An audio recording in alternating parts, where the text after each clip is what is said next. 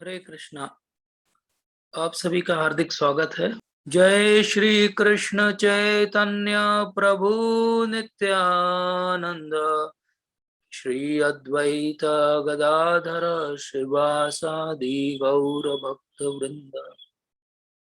हरे कृष्णा कृष्णा कृष्णा हरे हरे, हरे राम राम राम हरे हरे। हरे कृष्णा कृष्णा कृष्णा हरे हरे, हरे राम राम राम हरे हरे। हरे कृष्ण कृष्ण कृष्ण हरे हरे, हरे राम राम राम हरे हरे।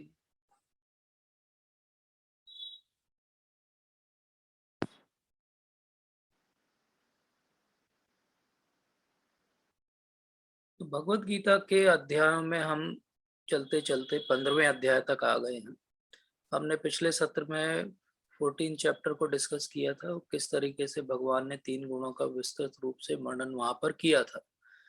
अगर हम देखें तो कुछ अध्याय ऐसे हैं जो एनालोगस अध्याय हैं। गीता के 6वें अध्याय में जो बात कही गई थी उसी को और विस्तार पूर्वक 15वें अध्याय में बताया जा रहा है। इसी तरह 7वें अध्याय की बात को 16वें अध्याय में बताया जाएगा और 8वें की बात को 17वें अध्याय में बताया जाएगा। 9वें अध्याय की बात को 18वें अध्याय में बताया जाएगा। तो जब भी हम पढ़ें इन अध्यायों को और गहराई से अगर समझना चाहें तो इस तरह से अगर हम पढ़ेंगे और को रिलेट करेंगे तो हमें ज़्यादा जल्दी चीज़ें याद होंगी। तो आज हम 15वें अध्याय पर आ गए हैं, तो इसको समझने का प्रयास करेंगे। 14 चैप्टर में हमने समझा था कि कुछ रुकावटें हैं, हम चाहे किसी भी गुण में रहें, भक्ति करने के लिए कुछ तो रुकावटें हैं। जैसे कि हम सत्व गुण में भी रहें तो सत्व गुणी व्यक्ति क्या होता है, बहुत ज्यादा सुखी संतुष्ट रहता है। तो वो जो है उसको लगता है बाकी दोनों गुणों के व्यक्तियों से वो ज्यादा अच्छा है और इसलिए कभी भी वो बहुत ज्यादा विनम्र नहीं हो पाता और उसे ये लगता है कि मुझे तो सब आता है, मैं क्यों सीखने का प्रयास करूं। इसी तरह जो तमोगुणी व्यक्ति होता है वो इतना सकाम कर्मी होता है कि वो जो कुछ उसे कर्म के आधार पे मिलता है उसको छोड़ नहीं पाता है और वो उसका लगाव इतना रहता है, इसीलिए वो भक्ति में आगे नहीं बढ़ पाता है। और जो तमोगुणी है वो तो और ज्यादा डिस्टर्ब्ड है, उसे तो पता ही नहीं, वो इतना आलसी है कि वो कुछ भी प्रयास नहीं करना पड़ चाहता। तो इस तरीके से चाहे वो सत्वगुणी हो, चाहे वो रजोगुणी हो, चाहे वो तमोगुणी हो, तीनों व्यक्तियों के लिए भक्ति में अग्रसर होना थोड़ा थोड़ा मुश्किल होता है। पर हमने ये भी देखा था कि भगवान ने कहा कि फिर भी सबसे अच्छा सत्वगुण है, क्योंकि सत्वगुण में फिर भी व्यक्ति फेवरेबल होता है, तो अगर उसे अच्छा संग मिले तो वो भक्ति में आगे बढ़ सकता है। इसी प्रकार 26वें श्लोक में भगवान ने बताया था कि जो मेरी पूर्ण रूप से भक्ति करता है और गिरता नहीं है किसी भी परिस्थिति में, वो इन तीनों गुणों के पार जा सकता है। और वो कहाँ जा सकता है, वो स्पिरिचुअल परफेक्शन में जा सकता है, जिसको भगवान ने बताया था ब्रह्म भूयाय कल्पते। और फिर उन्होंने कहा था कि मैं ही ब्रह्म। तो यहाँ तक की बात भगवान हमें समझा चुके हैं। तो अब ये 15 चैप्टर वो क्यों बोलेंगे, वो 15वां अध्याय इसलिए बोलेंगे क्योंकि अब ये क्या है स्पिरिचुअल परफेक्शन, और अगर हमें 3 गुणों के पार जाना है तो हमें अपना डेस्टिनेशन पता होना चाहिए। तो यही भगवान यहाँ पे कॉन्ट्रास्ट से समझाएंगे। 15वें अध्याय में एक और बात ध्यान देने की है कि ये बहुत ही एलेगोरिकल चैप्टर है, मतलब बहुत अलंकारिक है, इसलिए उसको बहुत ध्यान से समझना पड़ता है, नहीं तो कंफ्यूजन बहुत जल्दी हो जाता है। तो आज हम प्रयास करेंगे प्रभुपाद के अनुगत्य होकर और उनकी कृपा की याचना करते हुए कि जिस प्रकार से वो हमें समझाना चाहते हैं यथा रूप में वैसा ही शायद हम समझ पाए, अगर हमारे अंदर प्यूरिटी होगी।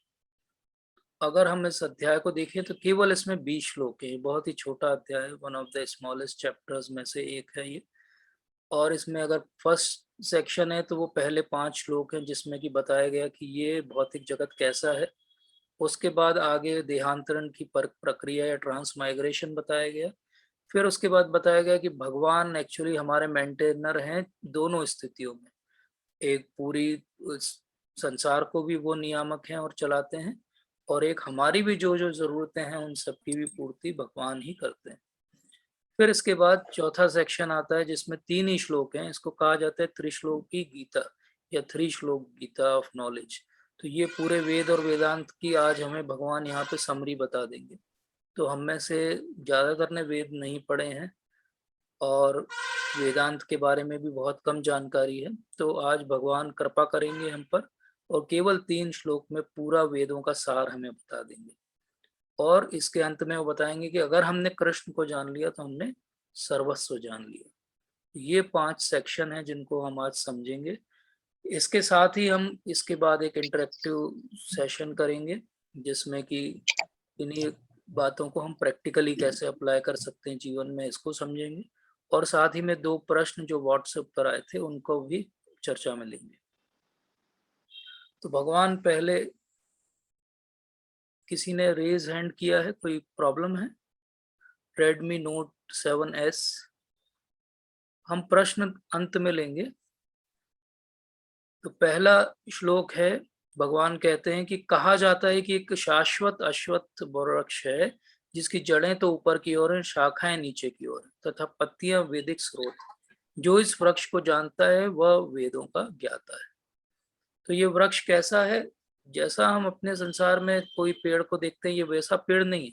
हम संसार में कैसे पेड़ देखते हैं? जिनकी जड़ें नीचे जमीन में रहती हैं और उनकी टहनियां, तना और पत्तियां ऊपर की तरफ रहती हैं। लेकिन भगवान यहाँ पहले श्लोक में ही बता देते हैं कि मैं ऐसा पेड़ बताने वाला हूँ जिसकी जड़ें ऊपर हैं और पत्तियां नीचे हैं। श्रील प्रभुपाद का अगर हम तात्पर्य पढ़ें तो वो बहुत स्पष्ट कहते हैं कि ऐसी स्थिति तो केवल एक ही स्थान पे बन सकती है और वो है आप किसी तट के किनारे चले जाओ नदी के, तो जो रिफ्लेक्शन आपको पेड़ का दिखेगा वो ही उल्टा हो सकता है। और फिर प्रभुपाद बहुत अच्छे से बताते हैं कि अगर आपको रिफ्लेक्शन दिख रहा है किसी वस्तु का, मतलब वो वस्तु भी होगी। तो ये किस चीज का रिफ्लेक्शन है, प्रतिबिंब है, आज हम समझेंगे। और कैसे ये पेड़ बना है और ये पेड़ की संज्ञा भगवान किस वस्तु को दे रहे हैं वो भी समझेंगे। पहले एक शब्द को समझते हैं जिसको कहते हैं अश्वत्थ। अश्वत्थ एक्चुअली पीपल के पेड़ को भी कहा जाता है और कहीं कहीं बरगद के पेड़ को भी संस्कृत में अश्वत्थ कहा जाता है। और अश्वत्थ का अर्थ अगर हम संस्कृत के आधार पर लें तो संस्कृत में एक शब्द के कई अर्थ होते हैं। तो अश्वत्थ का अर्थ होता है कि जो आज है और कल नहीं रहेगा। अश्वत्थ का एक अर्थ और होता है, वो अर्थ ये होता है कि जैसे एक अश्व होता है, घोड़ा होता है, तो घोड़ा कभी भी चारों पैर एक साथ नीचे रख के नहीं दौड़ता है, उसका हमेशा एक पैर ऊपर ही रहता है। तो इसी प्रकार वेदों में अगर हम पढ़ें तो ये जो पूरा संसार है, भौतिक जगत, इसको कहा जाता है एक पाद विभूति भगवान की। और 3 पाद विभूति मतलब 3/4 जो है वो स्पिरिचुअल वर्ल्ड में एनर्जी है भगवान की। तो ये अश्वत्थ के कई सारे अर्थ हमारे आचार्यों ने बताए हैं। एक अर्थ ये हो गया कि जो आज है और कल नहीं रहेगा। तो ये कल क्यों नहीं रहेगा? क्योंकि जो भक्त है वो जिस दिन ये समझ लेगा कि वो भौतिक जीवन में अटका हुआ है तो वो यहाँ से बाहर निकल जाएगा और वो चला जाएगा भगवान के धाम में। तो उसके लिए ये वृक्ष का होना ना होना एक सा हो जाएगा, इसलिए उसके लिए वो नॉन एग्जिस्टेंस हो जाएगा। और जो भक्त नहीं है उनके लिए क्यों नहीं है, आज है और कल क्यों नहीं? क्योंकि वो कल वो खुद ही नहीं रहेंगे। जब वो खुद ही नहीं रहेंगे तो उनके लिए भी यह जो है वो it is as good as कि इट इज नॉट एग्जिस्टिंग। इसलिए प्रॉब्लम क्या है? ये अश्वत्थ है, कभी रहेगा कभी नहीं रहेगा, अलग अलग कारणों से, अलग अलग दृष्टिकोणों से। भक्तों के लिए वो तब नहीं रहेगा जब वो यहाँ छोड़ के चले जाएंगे, और भौतिक जीवन जीने वालों के लिए ये इसलिए नहीं रहेगा क्योंकि उनकी मृत्यु हो जाएगी। लेकिन प्रॉब्लम क्या है? भौतिक जीवन वालों के लिए ये वृक्ष उस समय डिसअपियर हो जाएगा जब उनकी बॉडी डिसअपियर हो जाएगी। और क्योंकि उनकी चेतना में अटैचमेंट्स हैं तो वो सूक्ष्म शरीर साथ में जाएगा और वो अगले शरीर का कारण बनेगा। तो उनके लिए अश्वत्थ वृक्ष फिर से रीअपियर हो जाएगा और भक्तों के लिए ये उनकी मृत्यु के बाद फिर से रीअपियर नहीं होगा। तो अश्वत्थ के हमने कई सारे अर्थ अभी समझे। और ये कैसा है? ये अपसाइड डाउन है, जैसे कि हम संसार में पूरे उल्टे ही लटके हुए हैं। तो ये कठोपनिषद में भी लगभग ऐसा ही श्लोक आया है जिसमें यमराज खुद बता रहे हैं कि एक अश्वत्थ वृक्ष है जिसकी जड़ें ऊपर की ओर हैं और उसकी सारी टहनियाँ और उसकी ब्रांचेस जो हैं वो नीचे की ओर है। और जैसा मैंने अभी बताया कि श्रील प्रभुपाद इसको तात्पर्य में समझाते कि ऐसा है जैसे कि तट के किनारे कोई प्रतिबिंब बन रहा हो। अब हम इस प्रतिबिंब वाले संसार में रह रहे हैं। प्रतिबिंब जो है वो झूठा है, लेकिन असली वस्तु ऊपर है। पर हमारा ध्यान कहाँ पे है? हमारा ध्यान जो है पूरी तरीके से प्रतिबिंब के ऊपर। और इस प्रतिबिंब वाले जगत में हम सुख ढूंढ रहे हैं।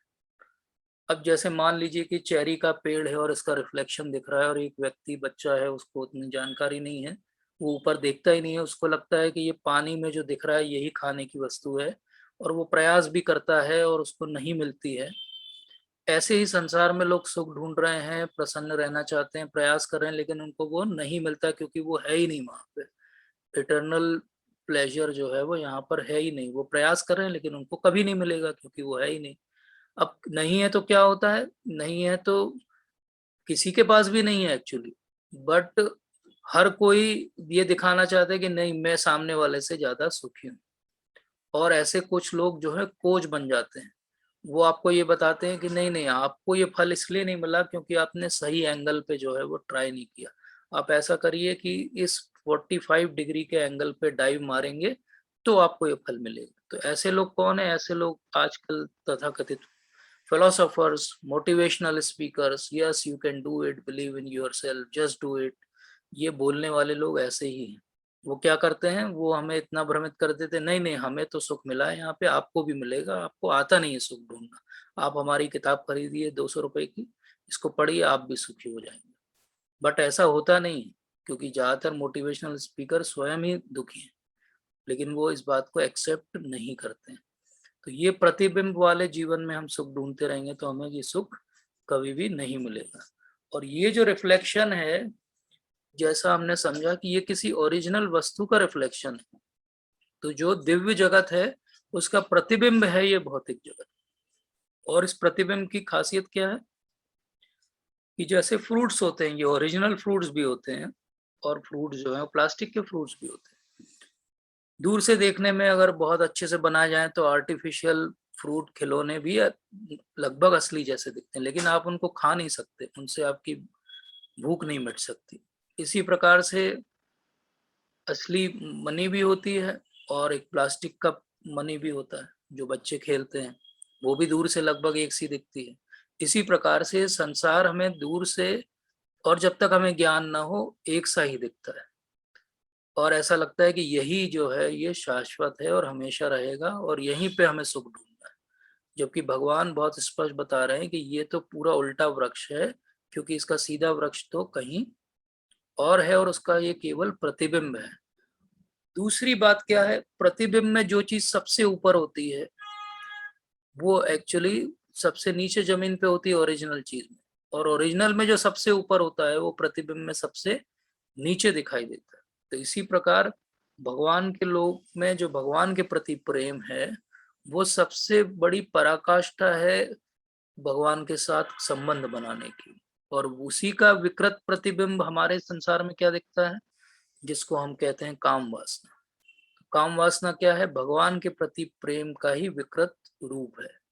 तो जिस प्रकार से फल है और प्लास्टिक के फल हैं, जिस प्रकार से पैसे हैं और प्लास्टिक के नकली पैसे हैं, उसी प्रकार भगवान के प्रति प्रेम है। और जो भगवान के प्रति प्रेम नहीं है वो सब क्या है? वो काम वासना है, वो सकाम कर्म है, वो हमारी इच्छा के लिए हम अपने तरीके से करना चाहते हैं। इसके बाद भगवान बताते हैं कि अभी तक वो बता चुके हैं कि पेड़ है, उल्टा है और पत्तियां हैं उसकी। अब इसकी शाखाएं ऊपर नीचे फैली हुई हैं और प्रकृति के 3 गुणों के द्वारा पोषित है। इनकी टहनियां इंद्रिय विषय हैं। इस वृक्ष की जड़ें नीचे की ओर भी जाती हैं, जो मानव समाज के सकाम कर्मों से बंधी हुई है। तो ये पूरा उल्टा पुल्टा वृक्ष है। जब हम इस श्लोक को पढ़ते हैं तो बहुत अच्छे से विजुलाइज नहीं होता, समझ में नहीं आता है कि क्या बात करना चाहते हैं भगवान। एक्चुअली आगे चल के भगवान स्वयं कहेंगे कि इस वृक्ष को समझना असंभव है, और शायद इसीलिए वो इस तरीके से एक्सप्लेन भी करते हैं उसको। बट बात यह है कि ये 3 गुणों के द्वारा पोषित है, शाखाएं ऊपर नीचे हैं, टहनियां इंद्रिय विषय, इन सब का अर्थ क्या है? इन सब का अर्थ हम समझने का प्रयास करते हैं कि ये जो रिफ्लेक्शन दिख रहा है हमें, जैसे कि एक तट के किनारे एक पेड़ हो तो उसका प्रतिबिंब तभी दिखाई देगा जब उस नदी में पानी होगा। अगर पानी सूख जाएगा तो प्रतिबिंब दिखना बंद हो जाएगा।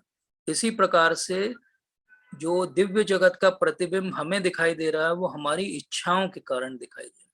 तो जो पानी जिसमें ये रिफ्लेक्शन बन रहा है वो पानी क्या है, वो हमारी इच्छाएं हैं, वो हमारे डिजायर्स हैं जो हमको डिस्टर्ब कर रहे हैं। और ये डिजायर्स क्या हैं? डिजायर बहुत सिंपल तरीके से शुरू हुआ था। डिजायर इतनी सी बात से शुरू हुआ था कि हम भगवान से विलग होके अपने आप को एंजॉय करना चाहते थे। और ये जो इच्छा हमारी हुई तो हम तुरंत क्या हुए, तीनों गुणों के अंदर आ गए, जो हमने पिछले अध्याय में समझा था। और जैसे ही तीनों गुणों के अंदर आ गए तो क्या हुआ, हमने जो भी इच्छा की और जो भी कामना और कार्य किए वो सब अब हमारे सकाम कर्म हो गए। और क्योंकि वो सकाम कर्म हो गए तो हम बंध गए।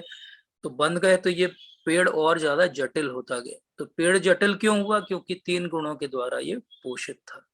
तो इसकी शाखाएं ऊपर नीचे क्यों फैल गई? क्योंकि हमारी इतनी ज्यादा इच्छाएं थी और इतने सारे जीवन हमने इन इच्छाओं को पूर्ति करने के प्रयास में बिताए कि ये पूरा जो है जंजाल बन गया। एक सीधा सीधा धागा था, उसको हमने इतना उलझा लिया कि अब हमें रास्ता और सिरा ही उसका समझ में नहीं आ रहा। और ये टहनियां क्या है? ये सब इंद्रिय विषय हैं। इंद्रिय विषय क्या होते हैं?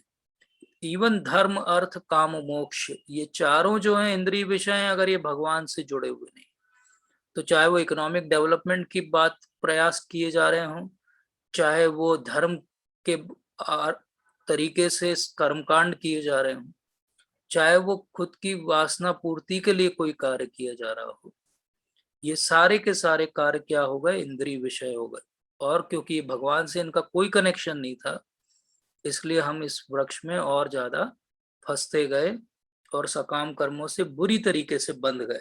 ये सकाम कर्मों का जो बंधन है हमें दिखाई नहीं देता, लेकिन समझना बहुत आसान है। हम सबकी कंडीशनिंग्स हो गई, हमारे संस्कार हो गए। और ये संस्कार और कंडीशनिंग कहाँ से आई? ये हमारे पुराने कर्मों से आई। तो इस प्रकार से चाहे हमें आज सामने कुछ दिखता नहीं है कि कोई चीज हमें बांधे हुई है, मैं तो फ्री हूं, लेकिन हमने देखा था पिछले अध्याय में कि तीन गुणों के इनविजिबल रस्सियों से हम बंधे हुए हैं। और ये तीन गुणों ने हमें क्यों बांध रखा है? छोटी सी बात है, डिजायर बस बदलना है। डिजायर हम ये बदल दें कि मैं एंजॉयर नहीं हूँ, भगवान एंजॉयर हैं, तो ये सारा वृक्ष जो है एक सेकंड में गायब हो जाएगा। तो इस प्रकार से ये भी स्पष्ट हो जाता है कि अगर ये प्रतिबिंब है तो वस्तुतः असली में भी कोई होगा पेड़। और इस प्रतिबिंब के अंदर अगर इतने सारे डिफरेंट वैरायटीज हैं तो डेफिनेटली स्पिरिचुअल वर्ल्ड में भी वैरायटी होना चाहिए। और इस तरीके से हम जो मायावाद का कॉन्सेप्ट है, जो कहते हैं कि भगवान केवल एक लाइट है, साउंड है, और अंत में हम भी भगवान ही हैं और उनमें जाके विलीन हो जाना है, और भगवान में कोई वैरायटी नहीं है इनहेरेंटली, ये गलत सिद्ध हो जाता है। क्योंकि अगर प्रतिबिंब में जो दिख रहा है वो वहां भी होगा, तो प्रतिबिंब में अगर इतनी वैरायटी है, हम अपने संसार के आसपास नजर घुमा के देखें, कितनी सारी वैरायटीज हैं, कितनी सारी अलग अलग टाइप की स्पीशीज हैं, कितने natural different types of beauties है। तो ये है अगर वैरायटी, तो ये वैरायटी वहां भी होना चाहिए। तो अगर हमसे कोई कभी मायावादी विवाद करना चाहे तो हम इस चैप्टर को उसको पढ़ने की सलाह दे सकते हैं। इसीलिए इस चैप्टर का नाम पुरुषोत्तम योग कहा गया। और अब इस पेड़ है तो पेड़ को क्या करना पड़ेगा? पेड़ को, जैसे भगवान ने भी यहाँ कह दिया कि वास्तविक स्वरूप का अनुभव इस जगत में नहीं किया जा सकता, और कोई भी इसका आदि अंत कहाँ है इसको नहीं समझ सकता। तो अब करना क्या है? पेड़ है और पेड़ को काटना पड़ेगा। तो पेड़ कैसे कटेगा? बहुत अच्छे से भगवान ने एक लाइन में बता दिया कि इसको विरक्ति के शस्त्र से काटना पड़ेगा। अब ये विरक्ति का शस्त्र क्या होता है? ये विरक्ति से बना हुआ रहता है और ज्ञान से इसको धार लगती है। तो जैसे कोई कुल्हाड़ी हो तो कुल्हाड़ी किसी एक मेटल की बनी हुई रहेगी और उसमें अगर धार होगी तभी वो काट पाएगी। तो केवल विरक्ति से काम नहीं चलेगा, अरे मैं तो बहुत फेडअप हो गया इस दुनिया से, मैं छोड़ के हिमालय जाना चाहता हूँ, इससे बात नहीं बनेगी। वो हिमालय पे भी जाके ढूंढेगा कि यहाँ मैगी का पॉइंट कहाँ है, मुझे भूख लगी है। तो उससे बात नहीं बनेगी। उसको विरक्ति के साथ ज्ञान भी चाहिए। ज्ञान आएगा तो उसको डिस्क्रिमिनेशन आएगा, वो ये समझ पाएगा कि क्या सही है क्या गलत है। तो जो ज्ञानी व्यक्ति होगा वो क्या चाहेगा? ज्ञानी व्यक्ति सिंपल सी ऐसी बात चाहेगा कि मैं ऐसी जगह चला जाऊं इस उलझन से बाहर जहां से वापस ना आना पड़े। और जब वो शास्त्रों को पढ़ेगा, ज्ञान मिलेगा, गुरु के माध्यम से कृपा मिलेगी, तो क्या होगा, वो भगवान की शरण ले लेगा। और जब उनकी शरण ले लेगा तो प्रत्येक वस्तु का सूत्रपात और विस्तार भगवान से ही होता है, ये समझ जाएगा कि हर वस्तु कहाँ से आ रही है, भगवान से आ रही है, और वहीं से उनका विस्तार हो रहा है। ये दो बात जो समझ जाएगा वो बहुत जल्दी से इस पेड़ को काट के बाहर निकल पाएगा। तो जैसा हमने समझा कि ये रिफ्लेक्टिंग मीडियम जो है वो पानी है नॉर्मली, और वो पानी हमारे केस में क्या है, वो डिजायर है, हमारी इच्छाएं हैं। तो ये डिजायर जब तक खत्म नहीं होंगी तब तक हम यहाँ से बाहर नहीं निकल पाएंगे। डिजायर कैसे खत्म होंगे, इसको भगवान 2.7 टी श्लोक में पहले ही बता चुके हैं, सेकंड चैप्टर में, जहाँ पे भगवान ने बताया था कि आपूर्यमाणम अचलम प्रतिष्ठम समुद्र माप प्रवशंति यद्वत तद्वत ये कामा ये प्रवशंति सर्वे स शांति मापनोति न काम कामी। तो जो व्यक्ति कितने भी डिजायर्स आते जाएं, जैसे कि बहुत सारी नदियां समुद्र में बहती हैं लेकिन समुद्र हमेशा अविचल रहता है, उसी प्रकार ऐसा नहीं होगा कि किसी दिन डिजायर आना हमें बंद हो जाएंगे। हमें क्या बनना पड़ेगा, हमें एक समुद्र के जैसा बनना पड़ेगा, पीसफुल बनना पड़ेगा। और अगर हम ये इतनी सारी नदियों के डिजायर जो हमारे अंदर आ रहे हैं कि मैं ये अच्छा खा लूं, मैं ये अच्छा पहन लूं, मैं यहाँ चला जाऊं, मुझे शायद वहां सुख मिलेगा, मैं ये रिलेशनशिप में शायद ज्यादा सुखी रहूंगा, ये सारी बहुत सी नदियां हमारे दिमाग में हमेशा चलती रहती। और इन से बाहर अगर आना है हमें तो क्या करना पड़ेगा? समुद्र कुछ नहीं करता है, समुद्र अपने आप में जो है पूर्ण रहता है, तो उसे फर्क नहीं पड़ता कि कितनी नदियां उसके अंदर आ रही हैं। तो इसी प्रकार से हमें क्या करना होना पड़ेगा, अचलम प्रतिष्ठम होना पड़ेगा, तब ये डिजायर खत्म होंगे। तो ये इमेजिन करिए इस पिक्चर को देख के कि अगर डिजायर का रिफ्लेक्टिंग मीडियम खत्म हो जाएगा तो पूरा भौतिक जगत दिखना हमें बंद हो जाएगा। तो कैसे हम डिजायरलेस बनेंगे, इसको आगे भगवान 2.71 में बताते हैं कि विहाय कामान सर्वान पुमांश चरति निस्पृह निर्ममो निरहंकार स शांति अधिगच्छति। तो जिसकी इच्छाएं समाप्त हो जाएंगी वो कैसा हो जाएगा, वो शांति में आ जाएगा। पर इच्छाएं कैसे समाप्त होंगी, बहुत सिंपल काम है। हम सबको लगता है कि हम किसी न किसी चीज के स्वामी हैं, और ये अहंकार को जन्म देता है। अगर हम इतनी सी बात समझ लें कि इस पूरे दृश्य जगत के और दिव्य जगत के भगवान है, हम नहीं है, तो हमारा मिथ्या अहंकार समाप्त हो जाएगा। और जैसे ही मिथ्या अहंकार समाप्त हो जाएगा, ये पूरा जो साइकिल में हम फंसे हुए हैं इससे हम बाहर निकल जाएंगे। तो अब क्या क्या बता दिया भगवान ने कि एक जड़ें हैं जो ऊपर की तरफ जा रही हैं, और सेकेंडरी रूट्स हैं जो कि भूलोक की तरफ नीचे की तरफ जा रही हैं, और उसके और सब्सिडरी रूट्स हैं और छोटी छोटी शाखाएं हैं जो काय से बनी है, हमारे इच्छा, हम कुछ करते हैं और हम किसी चीज से द्वेष करते हैं। तो ये इच्छा द्वेष भी हमारे लिए जो है वो बाधा है भक्ति में प्रगति करने के लिए। तो ऐसा पेड़ जो है, जो इतनी सारी वस्तुओं से बना हुआ है, इस पेड़ में हम क्या कर रहे हैं, इस पेड़ में हम ऐसा कर रहे हैं, प्रभुपाद समझाते हैं, जैसे कि कोई बंदर एक डाली से दूसरी डाली पे कूदता रहता है। तो इस पेड़ में हम एक जीवन से दूसरे जीवन, अलग अलग योनियों में कूद रहे हैं, एक डाली से दूसरी डाली। पर कितना भी हम कूदते रहे, ना तो हमें इस पूरे पेड़ की शुरुआत समझ में आएगी कभी, ना इस पेड़ का अंत समझ में आएगा। ये तभी आएगा जब हम समझ जाएंगे कि हम एक्चुअली भगवान के हिस्से हैं। जब हम इस तरह से समझ जाएंगे तो ये सारे जो धर्म अर्थ काम और मोक्ष के फल लग रहे हैं इस पेड़ पे, क्योंकि हम इस डाली से उस डाली जा रहे हैं और कर्म कर रहे हैं, तो ये धर्म अर्थ काम मोक्ष के फल लगना बंद हो जाएंगे। और जब ये बंद हो जाएंगे तो हमें वस्तुतः सही ज्ञान मिलेगा। तो ये ज्ञान क्या है? जो झूठी प्रतिष्ठा मोह तथा कुसंगति से मुक्त है, जो शाश्वत तत्व को समझते हैं, जिन्होंने भौतिक काम को नष्ट कर दिया है, जो सुख तथा दुख के द्वंद्व से मुक्त हैं और जो मोह रहित होकर परम पुरुष के शरणागत होना जानते हैं, वे उस शाश्वत राज्य को प्राप्त होते हैं। तो कौन इस पेड़ को काट के भगवान के दिव्य धाम जाएगा, उसकी क्वालिफिकेशन भगवान ने यहाँ बताई।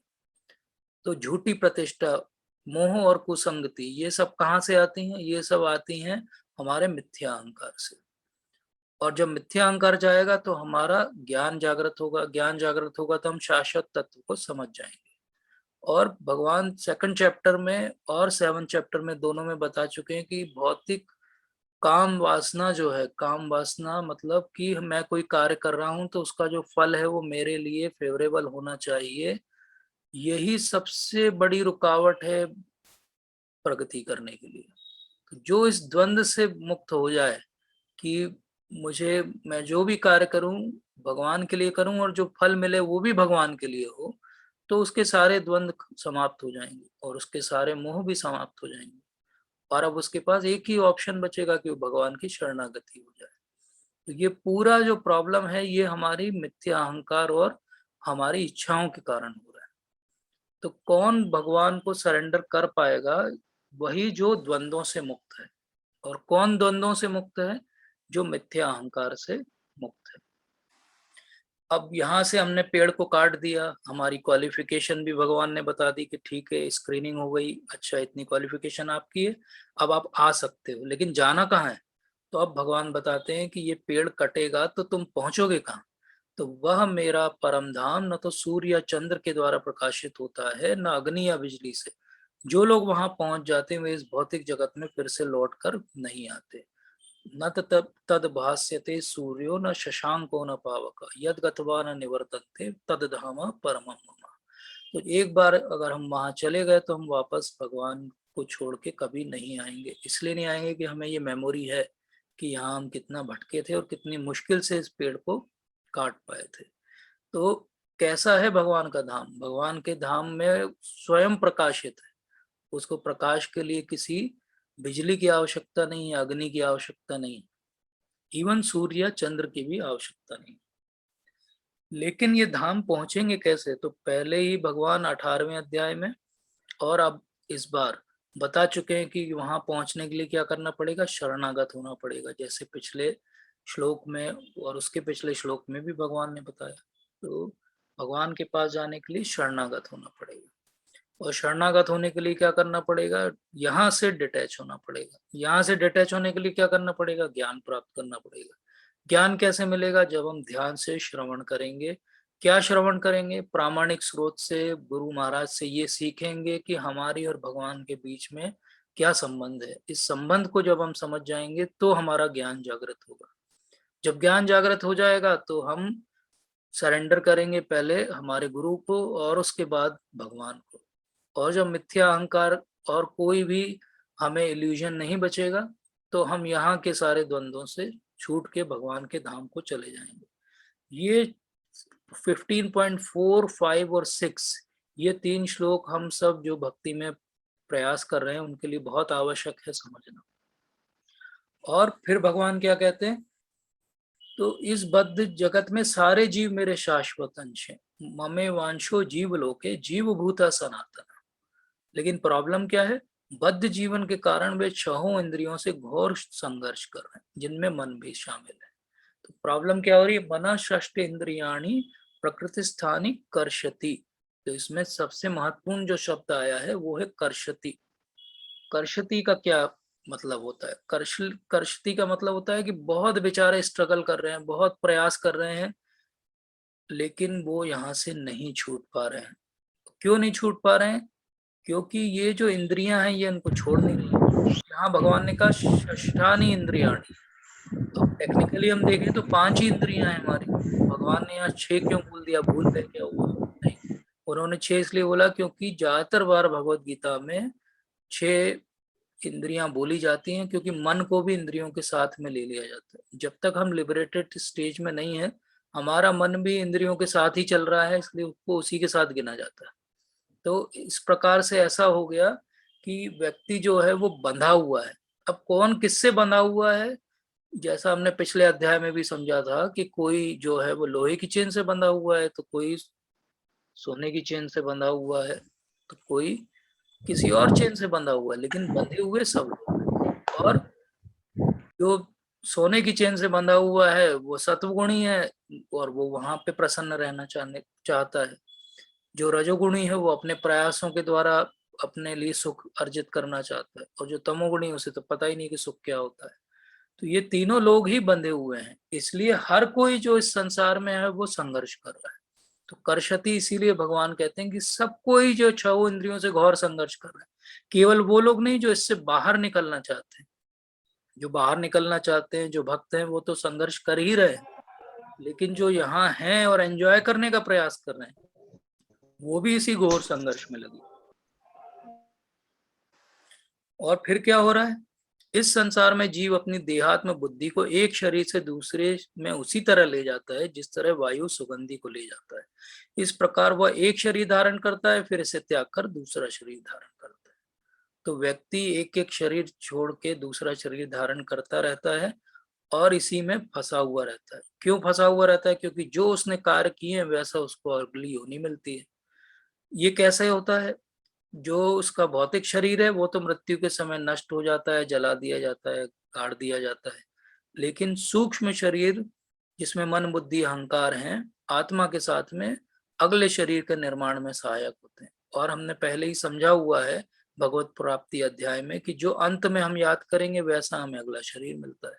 तो इस प्रकार से मन जो है वो यही व्यक्ति को फंसा के रखता है और अगले भौतिक शरीर को अट्रैक्ट करता है। जैसे कि कोई चुंबक के पास में लोहे का पार्टिकल रख दिया जाए तो वो तुरंत जाके चुंबक से चिपक जाता है।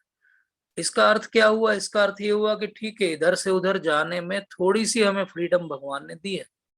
अब वो फ्रीडम क्या है? जब हम जीवित रहे तब हमें अपनी कार्यों को सुधारना पड़ेगा, तब शायद हम यहाँ से अगला शरीर न धारण करें, या कम से कम करें तो वो ऐसा शरीर हो जिसमें भगवत प्राप्ति संभव हो।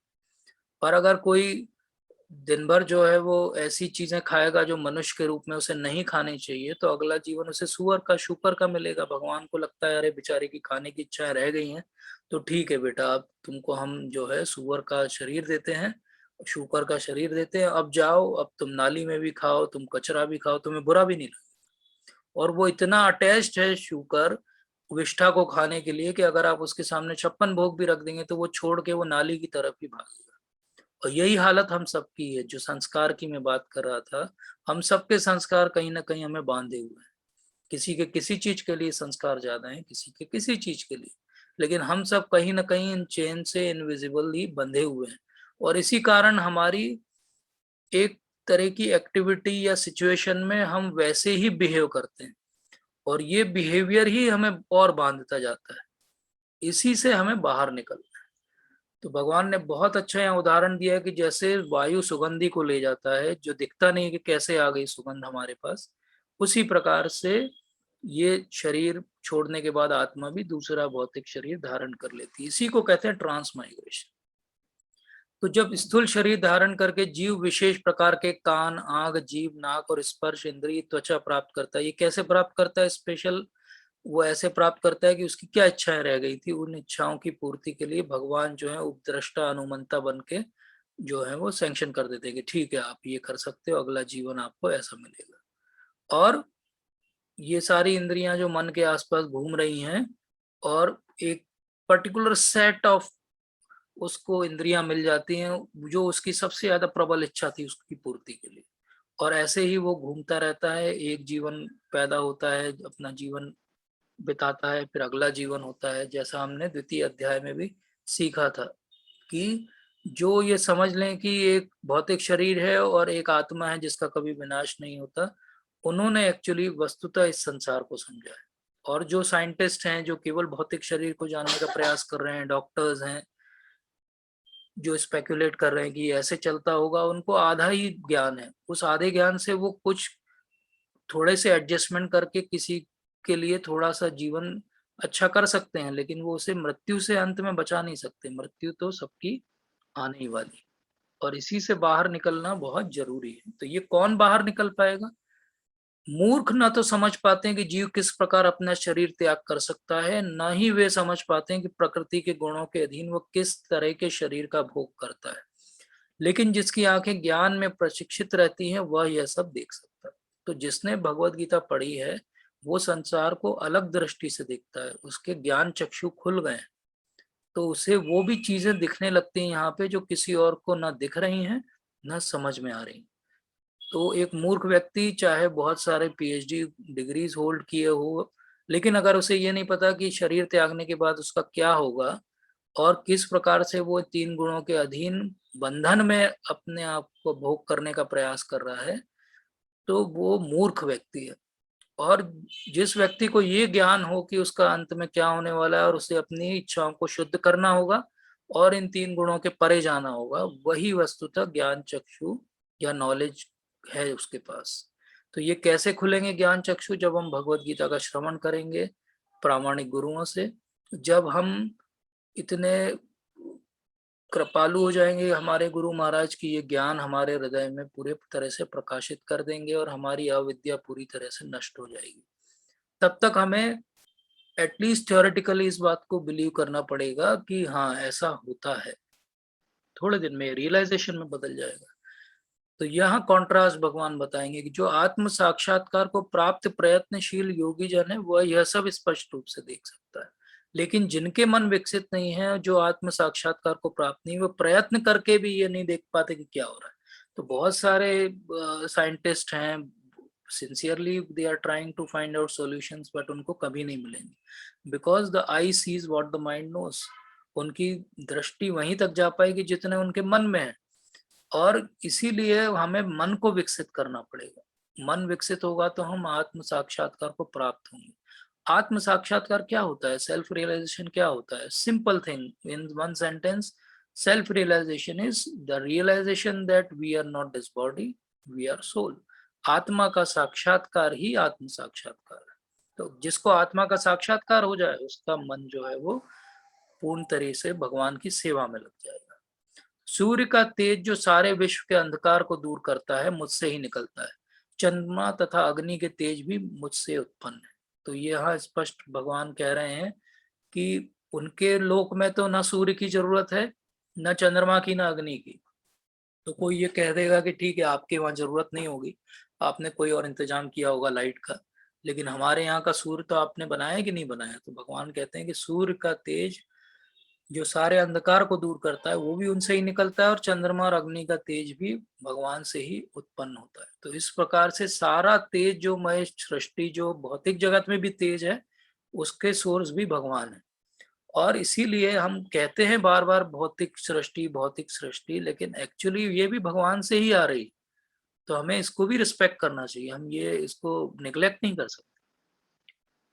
तो भगवान की कृपा के बिना श्रील प्रभुपाद इसके तात्पर्य में कहते हैं कि ना तो सूर्य होता, ना चंद्रमा होता, ना अग्नि होती, और अगर यही सब नहीं होता तो हमारा जीवन कैसे संभव होता? साइंस के आधार पे भी संभव नहीं होता। तो अगर इतना भी कोई बैठ के एक दिन सोचे, मनन करे कि अरे अगर सूर्य नहीं होगा तो क्या होगा, सूर्य नहीं होगा तो 8.5 मिनट के बाद पृथ्वी भी समाप्त हो जाएगी। तो ये बात का अगर कोई समझ ले, चाहे साइंटिफिक तरीके से भी समझ ले, तो उसका भगवान में विश्वास बनना चाहिए। और फिर भगवान बताते हैं कि मैं प्रत्येक लोक में प्रवेश करता हूँ, मेरी शक्ति से ही सारे लोग अपनी कक्षाओं में स्थित रहते हैं। मैं चंद्रमा बनकर समस्त वनस्पतियों को रस प्रदान करता हूँ। तो पहले भगवान ने तेज के जो सोर्सेज हैं वो बनाए, फिर उसके बाद में लोक बनाए, फिर उस लोक में प्रवेश किया।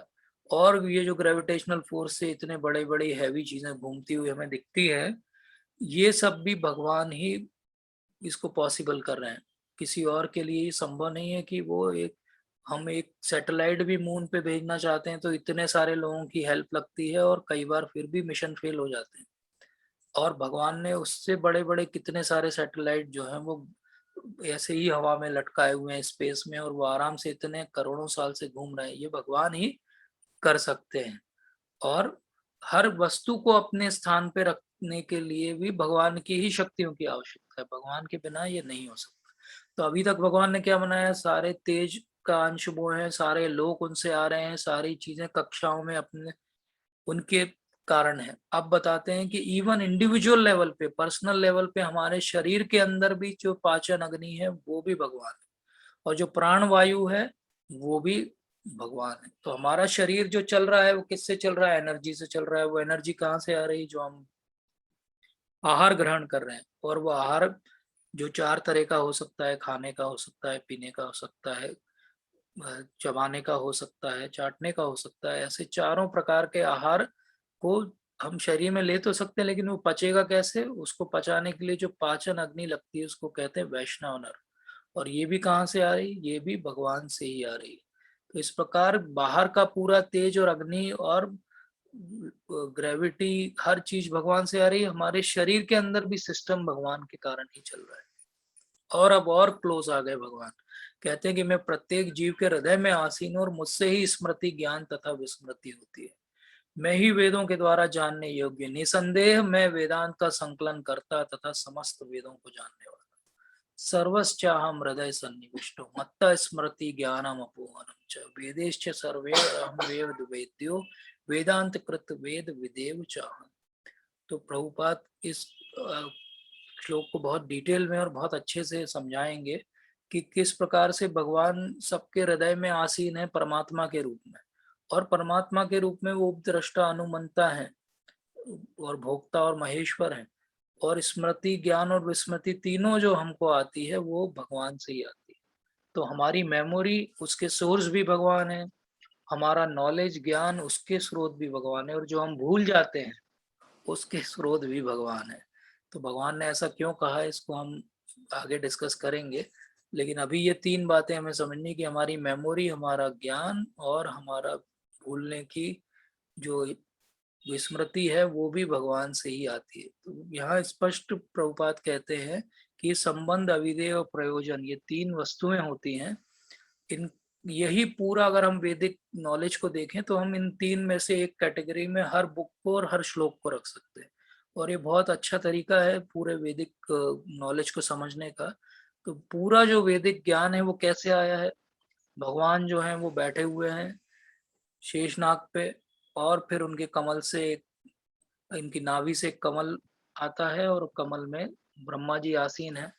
ब्रह्मा जी जब आते हैं तो उनको कुछ भी ज्ञान नहीं है। तो वो ऊपर देखते हैं, कुछ नहीं दिखता है। वो कमल के अंदर जाते हैं, नाल में अंदर तक जाते हैं, वहां भी उन्हें कुछ समझ में नहीं आता है। फिर वो कई हजार साल तक तपस्या करते हैं, क्योंकि उनके हृदय में एक आवाज आती है, तप करो, तप तप, ऐसे। तो वो तप करते हैं, तप करते हैं, तो भगवान उनको वेदों का ज्ञान देते हैं।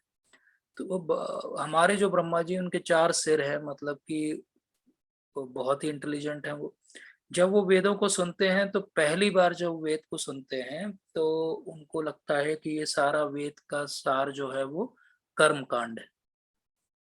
भगवान फिर से उनको वेद सुनाते हैं। जब वो फिर से वेद सुनते हैं तो उनको समझ में आता है कि अच्छा, ये तो ज्ञान की बात हो रही। तो वो कहते हैं अच्छा, ये तो सब ज्ञान कांड है, मतलब ज्ञान की बात है। तो फिर उसके बाद वो फिर से भगवान उनको एक और बार वेद सुनाते हैं। जब वो तीसरी बार वेद सुनते हैं तो उनको समझ में अच्छा, वेदों का सार तो भक्ति है। तो हमारे ब्रह्मा जी, जिनका ऐसा समझिए कि हमारे से बहुत ज्यादा तेज चलने वाला प्रोसेसर है और बहुत एडवांस्ड है, उनको भी वेद 3 बार सुनना पड़ते हैं, तब वो समझ पाते हैं कि वेदों का असल में सार क्या है। जब वेदों का सार वो समझ जाते हैं तो फिर वेद व्यास जी सारे वेदों को, जो कि अलग अलग करते हैं और कंपाइल कर देते हैं 4 वेदों के रूप में। तो ऋग्वेद, यजुर्वेद, सामवेद, अथर्ववेद, इनके बहुत सारे उपवेद और सारे उपनिषद और संहिताएं, अरण्यक, ऐसे करके ये बहुत बड़ा एक कंपाइलेशन बन जाता है, जिसमें कि लाखों श्लोक हैं, वो भी क्लासिकल संस्कृत के अंदर। और अब इसका कंक्लूजन वो देते हैं वेदांत सूत्र के रूप में। वेदांत सूत्र जो है बहुत छोटे छोटे एफोरिज्म्स हैं, जैसे कि अथातो ब्रह्म जिज्ञासा। तो ये एक वेदांत सूत्र है। ऐसे वेदांत सूत्र है, ये ऐसा समझिए कि कैप्सूल के फॉर्म में इंफॉर्मेशन है। और फिर वेदांत सूत्र के आधार पे अगर हम समझने जाएं तो वेदांत सूत्र का सार क्या है? तो सारे वेदों का सार क्या हुआ? वेदांत सूत्र हुआ। वेदांत सूत्र का सार क्या हुआ? 3 चीजें, कि एक जीव है, एक परमात्मा है, और एक इनके ऊपर पुरुषोत्तम है, मतलब इनके भी ऊपर कोई है। ये पूरे वेदांत का सार है। तो इसको बहुत अच्छे से समझना जरूरी है कि अगर हम सारा वेद भी पढ़ लें, बड़ा मुश्किल है वेद पढ़ना, मैंने प्रयास किया है, तो वेद अगर हम पढ़ भी लें तो भी आखिरी में सार यही तीन चीजें आएंगी कि जीव क्या है, जीव की आइडेंटिटी क्या है, परमात्मा कौन है, और इनके ऊपर भगवान या पुरुषोत्तम कौन है। तो यही कंक्लूजन है सारे वेद का। इस कंक्लूजन को समझने के लिए ब्रह्मा जी को 3 बार वेदों को सुनना पड़ा था, और हमें शायद 3-4 लाख बार सुनना पड़े तब भी समझ में ना आए।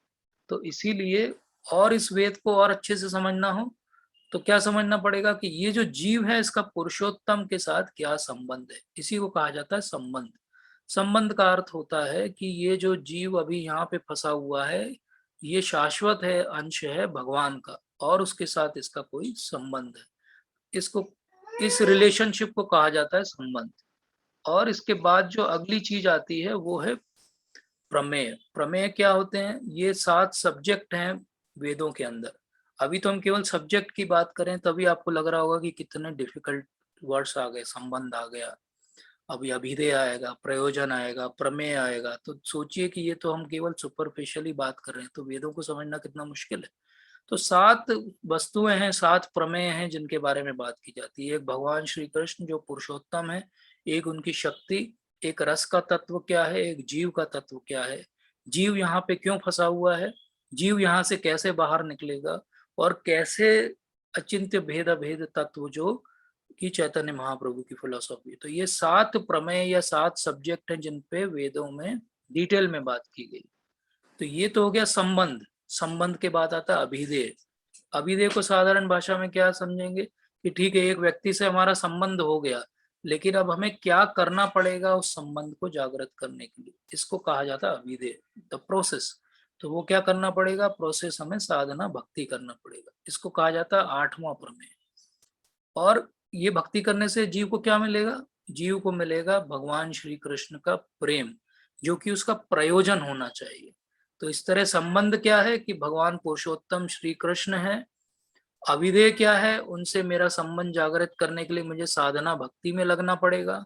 और मैं क्यों साधना भक्ति में लगूं? मेरा प्रयोजन क्या होना चाहिए? क्योंकि मुझे कृष्ण प्रेम जागृत करना है। तो ये 9 प्रमेय जो है वो पूरे, अगर हम शास्त्र पढ़ें कोई भी शास्त्र, तो कुल मिला के यही 9 प्रमेय को ही डिटेल में समझाया गया। तो भगवान ने क्या कह दिया? भगवान ने ये कह दिया कि सारे वेदों का कंपाइलर मैं हूँ, जैसा अभी हमने समझा। और वो वेद उन्होंने फिर ब्रह्मा जी को दिए, और ब्रह्मा जी ने फिर वेद व्यास जी को दिए, और इस प्रकार से वेद हमारे हाथों तक आए। और फिर उसके बाद में ये भी बताएंगे वो कि ना केवल मैं वेदों का संकलन करता हूँ। कोई बोल सकता है कि ठीक है, आपने जो है वो संकलन कर दिया होगा वेदों का, इसका अर्थ ये थोड़ी हुआ कि आप सबसे बड़े हैं। तो भगवान ये भी अब आगे हमें बताएंगे कि ना केवल मैं संकलन करता हूँ, मैं सबसे सुप्रीम भी हूँ। और इसी को भगवान अब बताएंगे त्रिश्लोकी गीता के माध्यम से, 16, 17 और 18। तो ये 3 श्लोक बहुत इंपॉर्टेंट है हम सबके लिए। पहली चीज क्या बताते हैं? जीव 2 प्रकार के हैं, च्युत तथा अच्युत। भौतिक जगत में प्रत्येक जीव च्युत या क्षर होता है, और आध्यात्मिक जगत में प्रत्येक जीव अच्युत या अक्षर कहलाता है। तो इस प्रकार से जीव कितने प्रकार के हुए? 2 प्रकार के। एक जो हमेशा ही गिरे हुए हैं, गिरते ही रहते हैं, जैसे आप यहाँ एनिमेशन में देख रहे हो, एक सीढ़ी से गिरना उसका खत्म होता है तो दूसरी सीढ़ी मिल जाती है उसको गिरने के लिए। इस प्रकार से ये बेचारा गिरता ही रहता है। और दूसरा जो जीव है वो अच्युत है, वो कभी गिरता नहीं है, वो अक्षर भी कहलाता है। तो आध्यात्मिक जगत, अब ये कॉन्ट्रास्ट, एक डिजायर है उसका रिफ्लेक्शन है, उसको याद रखिए। एक पेड़ है ऊपर जो दिव्य जगत है, एक उसका प्रतिबिंब है जो नीचे है। प्रतिबिंब में जो जो जीव हैं वो सारे क्या हैं? वो सारे च्युत हैं, वो गिरते ही रहते हैं, एक डाल से दूसरी डाल, और नीचे नीचे अधम योनियों में गिरते रहते हैं। लेकिन आध्यात्मिक जगत में जो भी जीव है वो अक्षर है, जो भगवान की सेवा में लगे हैं, जैसे गोपियां हैं, राधा रानी है, ये सब अच्युत हैं, ये कभी भी नीचे नहीं गिरते, इनका कोई भी कार्य ऐसा नहीं होता। और इन 2 के अलावा, अब ये कॉन्ट्रास्ट पहले भगवान ने बता दिया कि दिव्य जगत में कोई नीचे नहीं गिरता है। अब इसको एक बार पहले भगवान कह चुके हैं कि तद वहां जाने के बाद में वापस नहीं आना पड़ता। ये उसी को रीफ्रेश करके भगवान ने 16th में कहा। अब वो कह रहे हैं कि ये दो के अतिरिक्त एक तीसरा व्यक्ति और है। ये तीसरा व्यक्ति कौन है? एक परम पुरुष परमात्मा है जो साक्षात अविनाशी भगवान है, जो तीनों लोकों में प्रवेश करके उनका पालन कर रहा है। तो इस प्रकार से भगवान क्या कर रहे हैं? भगवान अपने लोक में भी हैं, उसका पालन कर रहे हैं। भगवान हमसे ऊपर के जितने लोक हैं उनमें भी हैं, और भगवान हमारे और नीचे के लोकों में भी हैं, और उन तीनों का वो पालन कर रहे हैं। तो इस प्रकार से अब क्या बता दिया, एक कैटेगरी हो गई जो हमेशा गिरे हुए हैं, एक जो कभी नहीं गिरते हैं, और एक इनके भी ऊपर भगवान है जो कि इन दोनों का पालन कर रहे हैं। और फिर कहते हैं कि क्योंकि मैं अक्षर तथा अक्षर दोनों के परे हूं, और चूंकि मैं सर्वश्रेष्ठ हूं, अतएव मैं इस जगत में तथा वेदों में परम पुरुष के रूप में विख्यात हूं। तो आप कहते हैं कि वेदों में जहां जहां आप समझोगे कि पुरुषोत्तम की बात हो रही है, पुरुषोत्तम, पुरुषों में सबसे उत्तम परम पुरुष की बात हो रही है, वहां वहां एक्चुअली किसकी बात हो रही है? मेरी बात हो रही है। तो स्पष्ट रूप से भगवान ने अस्मि शब्द यूज किया। अस्मि मतलब मैं, संस्कृत में, मतलब वो ये किसी और के लिए नहीं कह रहे हैं, वो स्पष्ट कह रहे हैं कि केवल मेरे लिए, केवल भगवान के लिए। और भगवान ने अपने विराट रूप में इस बात को प्रूव भी किया। तो जो कोई भी संशय रहित होकर पुरुषोत्तम भगवान के रूप में जानता है, वह सब कुछ जानने वाला है। तो सब कुछ जानने का अर्थ क्या हो गया? वेदों का सब कुछ जानना है अगर किसी को, तो इतनी सी बात जाननी है कि भगवान पुरुषोत्तम है। जिसने इस बात को जान लिया उसने सब कुछ जान लिया। अब सब कुछ जानने का अर्थ क्या हो गया? एक बार श्रील प्रभुपाद से किसी ने पूछा कि अच्छा, आपने ये श्लोक में लिखा है कि सब कुछ जान लिया, तो आप बताएंगे कि ये न्यूयॉर्क की बात है। न्यूयॉर्क में प्रभुपाद थे, तो किसी ने पूछा उनसे कि न्यूयॉर्क में जो एम्पायर स्टेट बिल्डिंग है उसके अंदर कितनी खिड़कियां हैं, आप बता सकते हैं? कि आप तो सब कुछ जानते हैं। तो ये क्या हो गया? ये आपने एक श्लोक को आउट ऑफ कॉन्टेक्स्ट उठा लिया और बोला कि नहीं ये सब कुछ जानते हैं, मतलब हर कॉम्पिटिटिव एग्जाम में फर्स्ट रैंक लानी चाहिए। नहीं, सब कुछ जानने का अर्थ क्या है? जो सबसे ज्यादा जरूरी है जानना। अगर आप डूब रहे हो तो सबसे ज्यादा जरूरी जानना क्या है? कि इस डूबने से मैं कैसे बचूं, मेरी जान कैसे बचे। अगर कहीं आग लगी तो सबसे जरूरी ज्ञान क्या है? कि मैं यहाँ से बाहर कैसे निकलूं। अब वहां पे उसको ये पता हो या ना पता हो कि इस बिल्डिंग में कितनी खिड़कियां हैं, वो इममटेरियल है। तो इसी प्रकार से प्रभुपाद उनको समझाते हैं कि सब कुछ जानने का अर्थ क्या है? सबसे महत्वपूर्ण बात जानना। और सबसे महत्वपूर्ण बात क्या है? जिस समय हमने ये जान लिया कि पुरुषोत्तम भगवान है, तो हमारा संबंध उनसे बन गया। संबंध बन गया तो हमने उसके लिए कुछ साधना भक्ति की, साधना भक्ति की तो अंत में हमें भगवान का प्रेम प्राप्त हो गया, और हम यहाँ से छूट गए, और जहां गए वहां से वापस कभी नहीं आना है। तो इस प्रकार से भगवान कहते हैं कि अतएव है भरत पुत्र, वह व्यक्ति मेरी पूर्ण भक्ति में रत होता है। क्यों वो भक्ति करेगा? क्योंकि वो जान गया है कि जब पुरुषोत्तम भगवान ही है तो उन्हीं की भक्ति करेंगे। हे अनग, यह वैदिक शास्त्रों का सर्वाधिक गुप्त अंश है जिसे मैंने अब प्रकट किया। जो कोई इसे समझता है वो बुद्धिमान हो जाएगा और उसके प्रयास पूर्ण होंगे।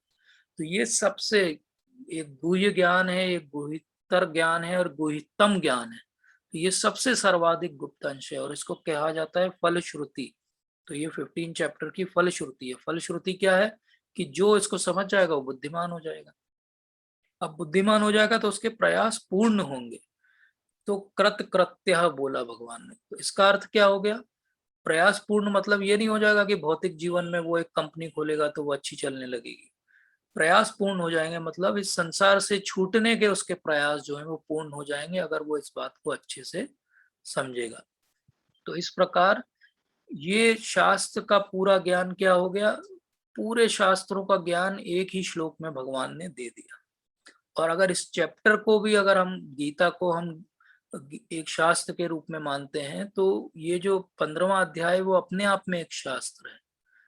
15वां अध्याय अपने आप में एक पुरुषोत्तम शास्त्र है, क्योंकि कोई अगर इस 15 चैप्टर को समझ ले, केवल 20 श्लोक हैं इसके अंदर, तो उसको सबसे जो सीक्रेट कॉन्फिडेंशियल नॉलेज है वैदिक स्क्रिप्चर्स का वो मिल गया। अदरवाइज उसको प्राप्त करना तो बहुत मुश्किल है। 4 लाख से ज्यादा श्लोक कौन पढ़ सकता है और कौन समझ सकता है आज के समय में संस्कृत के? लेकिन भगवान ने उसको केवल 20 श्लोकों में समेट दिया पूरे ज्ञान। तो इस 15वें अध्याय में भगवान ने क्या क्या बताया? भगवान ने बताया कि भौतिक जगत कैसा है, संसार पूरा उल्टा है। यहाँ से बाहर निकलने के लिए हमें इस पेड़ को काटना पड़ेगा। अगर हम इस पेड़ को नहीं काटेंगे तो हम यहीं पे ट्रांस माइग्रेशन में भटकते रहेंगे, एक से दूसरी योनि में। अगर हमें यहाँ से बाहर निकलना है तो हमें भगवान को समझना पड़ेगा, और भगवान कैसे सबके लालन का पालन कर रहे हैं इसको समझना पड़ेगा। फिर हमें ये समझना पड़ेगा कि भगवान कैसे पुरुषोत्तम है, और जब ये ज्ञान हमें मिल जाएगा तो हम यहाँ से बाहर निकल जाएंगे। तो ये इस चैप्टर का ओवरव्यू है। अब इस चैप्टर को पढ़ने के बाद क्या करना चाहिए, हमें ये देखना चाहिए कि हम कहाँ पे हैं। इस पूरी सीढ़ी में वैदिक ज्ञान की जो कर्म कांड से स्टार्ट होती है, कर्म कांड का अर्थ होता है कि हम अपनी इच्छा के लिए वेदों के आधार पे कुछ यज्ञ करके अपनी स्थिति को सुधारना चाहते हैं। सकाम कर्म योग क्या हो गया, सकाम कर्म हो गया कि हम कोई कार्य कर रहे हैं और उसके फल के प्रति हमारी अभी भी आसक्ति बनी हुई है। इसके ऊपर की स्टेज हो गई निष्काम कर्म योग, कि जब हम फल के कार्य के प्रति और फल जो मिल रहा है उसके प्रति भी आसक्त नहीं। और ज्ञान योगी कौन हो गया, जो निष्काम कर्म योगी भी है और साथ में वो तपस्या भी कर रहा है। और अष्टांग योगी कौन हो गया, जिसने ये समझ लिया कि मन को भी तो कंट्रोल करना पड़ेगा, तो मन के लिए वो मन कंट्रोल करने का प्रयास करेगा जैसे कोई ज्ञान योगी करता है, और अपने हृदय में जो परमेश्वर के रूप में भगवान है उनके ऊपर भी ध्यान लगाएगा। और भक्ति योगी क्या हो गया, वो भगवान की सेवा में लगा रहेगा, उसको पता है कि भगवान कौन है, भगवान श्री कृष्ण है। अब हमें अपने अपने अंदर झांक के ये देखना है कि मैं कर्मकांडी हूँ, कि मैं सकाम कर्म योगी हूँ, कि मैं निष्काम कर्म योगी हूँ, मैं ज्ञान योगी हूँ, मैं अष्टांग योगी हूँ, कि मैं भक्ति योग करने का प्रयास कर रहा हूँ। और ये सीक्वेंस में जितना हम ऊपर बढ़ते जाएंगे उतनी हमारी आध्यात्मिक प्रगति होती जाएगी। इसलिए हमें जागना पड़ेगा। जागना इसलिए पड़ेगा कि अभी अगर हम भौतिक जगत के साथ ही अपने आप को आइडेंटिफाई करते हैं, और अगर ये सोचते हैं कि शरीर ही मैं हूँ, तो ये तो बहुत ही नीचे की जो है चेतना हो गई। और अगर ये सोचते हैं कि केवल ये जो मन है यही मैं हूँ, तो मैं सारे अपनी इच्छाओं में ही फंसा हुआ रहता हूँ, और इस पूरे पेड़ से बाहर कभी नहीं निकल पाऊंगा। जब मैं जान लूंगा कि मैं शरीर भी नहीं हूँ, मैं ये मन भी नहीं हूँ, मैं केवल एक आत्मा हूँ, तब हमने एक्चुअली ज्ञान को जाना है। और तब क्या होगा, तब ये जो पेड़ है हमारा, जिसकी जड़ें ऊपर है और टहनियां नीचे की ओर हैं, वो सीधा हो जाएगा, और हमें वस्तुतः संसार कैसा है वो दिखने लगेगा। तो इतना सा हमें अपना चेंज ऑफ कॉन्शियसनेस करना है, चेतना का इतना सा विस्तार करना है, और इतना विस्तार अगर हो जाएगा तो हमें वस्तुतः संसार कैसा है वो दिखने लगेगा। तो आज हम ऐसे फंसे हुए हैं, हमारा डेस्टिनेशन यहाँ है, भगवान की सेवा में। अब यहाँ से यहाँ कैसे जाएंगे, उसके लिए जो सबसे बड़ा ऑब्स्टिकल है वो काम है, सकाम कर्म है, और 3 गुण है। इसके बारे में भगवान आगे के अध्यायों में और अभी चर्चा करेंगे और बताएंगे। तो आज जो हमने सीखा है इसको और अच्छे से समझने के लिए हम अगले 10 मिनट्स थोड़ा सा इंटरेक्टिव सेशन करेंगे। अब मुझे कोई बताएगा कि ये क्या है, अपसाइड डाउन क्या चीज है ये? कोई भी?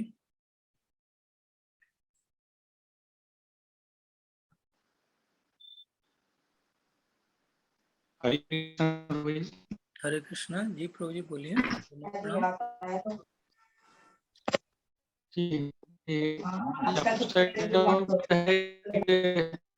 आपकी आवाज बहुत कट रही है प्रभु।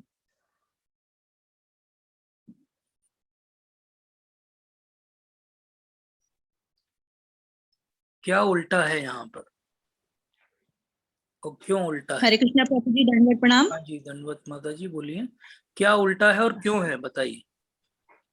प्रभु जी, ये आध्यात्मिक जगत का उल्टा प्रतिबिंब है, ये भौतिक जगत।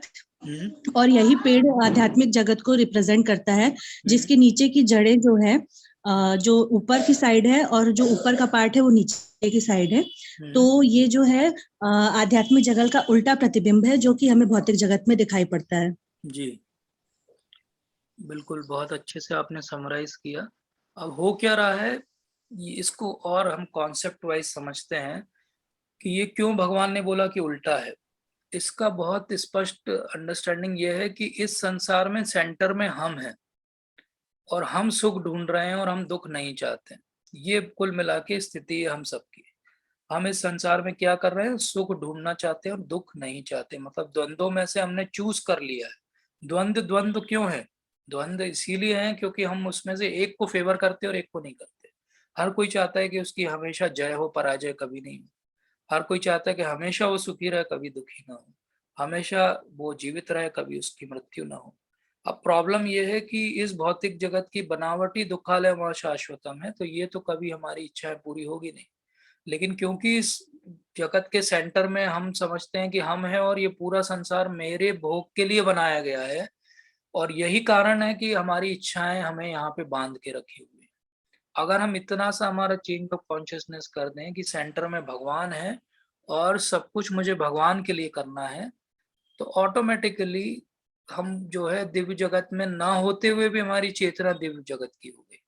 तो केवल change of consciousness, change of desire करना है, बस डिजायर इतना सा कि मुझे अपने सुख के लिए कुछ नहीं करना है, मुझे भगवान के सुख के लिए करना है, और उनके सुख के लिए मुझे कई दुख भी उठाने पड़े तो कोई प्रॉब्लम नहीं।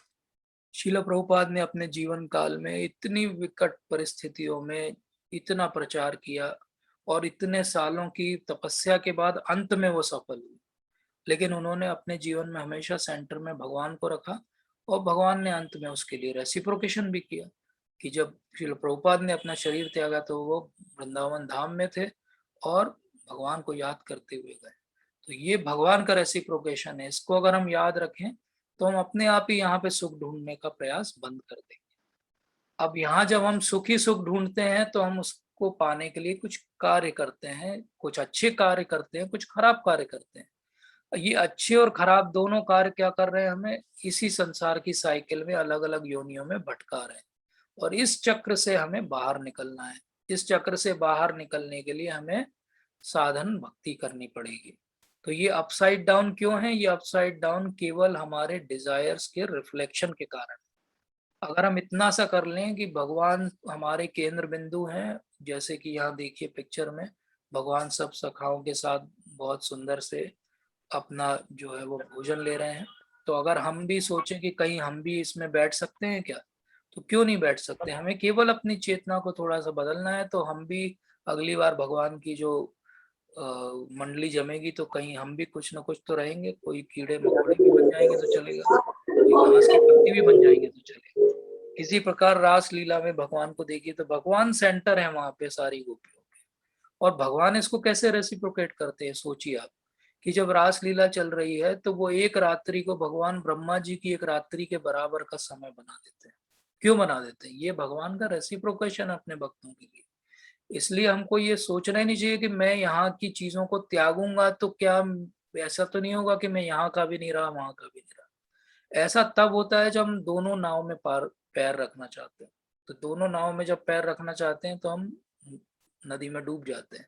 हम अगर पूरी तरीके से स्पिरिचुअल हो जाएं तो कोई बड़ा मुश्किल काम नहीं है, क्योंकि उससे ज्यादा सुख हमारी राह देख रहा है, लेकिन हम यहाँ छोटे छोटे सुख में फंसे हुए हैं और इससे बाहर नहीं निकलना चाहते। तो ये पूरा जो हमारा एग्जिस्टेंस है ये कैसे शुरू हुआ, कोई बताएगा? इसकी शुरुआत कैसे हुई? हरे कृष्णा प्रभु जी। जी जी बताइए माता जी, धन्यवाद, प्रणाम। जी प्रभु जी, हमारी एग्जिस्टेंस स्टार्ट हुई हमारी विल ऑफ इंडिपेंडेंस से। हम इंडिपेंडेंस चाहते थे। Very nice. तो हमने अपनी जो भगवान ने थोड़ी सी हमें स्वतंत्रता दी थी, माइनर इंडिपेंडेंस दी थी, उसको हमने मिसयूज किया। मिसयूज किया तो दो चीजें हुई। एक तो हमारा डिजायर आया, इच्छा आई, जिससे ये प्रतिबिंब बना, और इच्छा के साथ एक और बात हुई, और वो हुई फॉरगेटफुलनेस, विस्मृति हो गई भगवान की। और ये विस्मृति और हमारी गलत भौतिक इच्छाएं, ये दो कारण हैं कि हमारा ये एग्जिस्टेंस खत्म नहीं हो पाता। हम एक योनि से दूसरी योनि में भटकते रहते हैं। अगर हम ये दो चीजों पे कंट्रोल कर लें तो हमारा ये एग्जिस्टेंस समाप्त हो सकता है। अब ये कैसे होगा, कोई बताएगा? हम अपने डिजायर्स को कैसे प्यूरिफाई करें, या ऐसा क्यों होता है कि हमारे डिजायर्स बने रहते हैं? हरे कृष्णा प्रभु जी। हाँ जी जी प्रभु जी, ज्ञान और वैराग्य से हम। बिल्कुल, बहुत अच्छा Prabhu ji, thank you so much for your input. तो ज्ञान और वैराग्य से, और ये डिजायर्स क्यों आते हैं? वो भी ध्यान देने की बात है। तो भगवान सेकंड चैप्टर के 62 और 63 में पूरी सीक्वेंस बता चुके हैं हमें कि ध्यायतो विषयान पुंसः संगत शेष उपजायते, संगात संजायते कामा, कामात क्रोधो विजायते, क्रोधाद भवति सम्मोह, सम्मोहात स्मृति विभ्रम, स्मृति भंशात बुद्धिनाशो, बुद्धिनाशात प्रणश्यति। तो ये बुद्धिनाश क्या चीज है? बुद्धिनाश फॉरगेटफुलनेस। अब ये फॉरगेटफुलनेस एक सीक्वेंस है। फॉरगेटफुलनेस पहली चीज नहीं हुई थी। पहली चीज तो ध्यायतो विषयानुपुंसा थी, और जब ध्यायतो विषयानुपुंसा की साइकिल चली तो अंत में उसका फल निकला कि हमारी बुद्धि का नाश हो गया। और ये हम सब ने अपने जीवन में हमेशा अनुभव किया है, आज भी हम लोग करते हैं कि कितना भी शास्त्र पढ़ लो, कभी ना कभी दिमाग आपका घूम जाएगा, तो आपके सारे शास्त्र का नॉलेज रखा रह जाता है और आप वो गलत कार्य कर देते हो। क्यों करते हो? आपको तो सारा ज्ञान था, क्यों किया आपने? लोग हैं जिनको सारे श्लोक आते हैं फिर भी गलत काम हो जाते हैं। क्यों हो जाते हैं? क्योंकि बेसिकली ये जो ध्यायतो विषयान पुंसा है, जैसे ही हमारा ध्यान भगवान से हटा और दुर्घटना घट जाती है। दुर्घटना क्या घटती है कि जैसे ही हमारा ध्यान भगवान से हटा, भगवान की जो माया शक्ति है और तीन जो गुण है वो एक पर्दा डाल देते हैं उस ज्ञान के ऊपर, और हमारा एक्सेस कोड उस ज्ञान का खत्म हो जाता है। तो ऐसा नहीं कि कंप्यूटर के अंदर वो फाइल नहीं है, कंप्यूटर के अंदर वो फाइल है, बट आपके पास उसका पासवर्ड नहीं बचा, और क्योंकि पासवर्ड नहीं बचा अब आप उस फाइल को एग्जीक्यूट नहीं कर सकते। तो ज्ञान के साथ साथ हमें अपने डिजायर्स को प्यूरिफाई करना पड़ेगा। अगर हम अपने डिजायर्स को प्यूरिफाई नहीं करेंगे तो बार बार बुद्धि का नाश फिर भी होता रहेगा और हम यहीं गिरते रहेंगे। इसीलिए श्रील प्रभुपाद बार बार कहते हैं कि जो भक्ति है वो डिवोशनल सर्विस है, केवल डिवोशन नहीं है, केवल ज्ञान नहीं है, वो डिवोशनल सर्विस है। तो ज्ञान भी होना चाहिए लेकिन सर्व भी करना पड़ेगा। अगर हम सेवा नहीं करेंगे तो हमारा ध्यान कहीं और भटकेगा, क्योंकि है तो 24 घंटे हमारे पास। अगर हम भगवान की सेवा में अपने आप को नियुक्त नहीं करेंगे तो हम कहीं और नियुक्त हो जाएंगे। तो किसकी सेवा करेंगे? माया की सेवा करेंगे। तो माया के सर्वेंट नहीं बनना है तो भगवान के सर्वेंट बनना पड़ेगा। और भगवान के सर्वेंट बनने के लिए क्या करना पड़ेगा? जो सेवा जो सामने आए उसको मना नहीं करना है, तुरंत कैच कर लेना है ताकि हमारा ध्यान कहीं और कभी ना जाए। इतना बिजी रहना चाहिए भगवान की सेवा में कि हमारा ध्यान कहीं और ना जाए, तभी हमारा एग्जिस्टेंस जो है वो समाप्त हो सकता है। भगवान इसीलिए कहते हैं कि स्मृति विस्मृति दोनों मेरे से ही आती है और ज्ञान भी मेरे से ही आता है। तो विस्मृति कैसे भगवान के पास से आती है? ये भी बहुत इंटरेस्टिंग बात है समझना। विस्मृति क्यों भगवान के पास से आती है? विस्मृति इसलिए भगवान के पास से आती कि भगवान इतने दयालु है कि अब बेचारा एंजॉय करना चाह रहा है, और अगर बार बार मेरी याद करेगा तो वो एंजॉय कैसे करेगा? तो कम से कम प्रयास तो करने दो इसको एंजॉय करने का। इसलिए भगवान विस्मृति ले आते हैं। और विस्मृति जब हम भक्ति में भी आगे बढ़ते हैं तो भी आती है। कैसे आती है? कि जिसको किसी को मान लीजिए नॉन वेज खाने की बहुत इच्छा हो, वो भक्ति में आगे प्रगति करेगा तो धीरे धीरे उसका नॉन वेजिटेरियन फूड से ध्यान हट जाता है, और ये विस्मृति भी भगवान की कृपा से ही आ रही। तो आज वो आराम से खा रहा है नॉन वेजिटेरियन डिशेस, और कल को वो उसी नॉन वेजिटेरियन रेस्टोरेंट के सामने से निकलेगा तो उसको इतनी बदबू आएगी कि वो रुमाल निकाल के नाक पे रख लेगा। तो ये तो पहले खा रहा था, पेट के अंदर डाल रहा था, अब तो नाक के अंदर अब स्मेल भी नहीं जाने देना चाहता। क्यों हुआ ऐसा? क्योंकि भगवान ने उसको पुरानी चीजों की विस्मृति दे दी। तो हमें अगर भगवान से प्रे करना है तो क्या करना चाहिए? भगवान आप विस्मृति दो, जो मेरी गलत इच्छाएं हैं उनकी, जो मेरे गलत संस्कार हैं उनकी विस्मृति दे दो, और मेरी इच्छाओं को कैसा कर दो? शुद्ध कर दो कि मैं केवल आपकी भक्ति और आपके लिए इच्छा करूं, मेरी सारी इच्छाएं समाप्त हो जाएं। तब हमारा ये जो एग्जिस्टेंस है मटेरियल, ये समाप्त होगा। और इसीलिए भगवान कहते हैं कि मैं सबके हृदय में आसीन हूँ।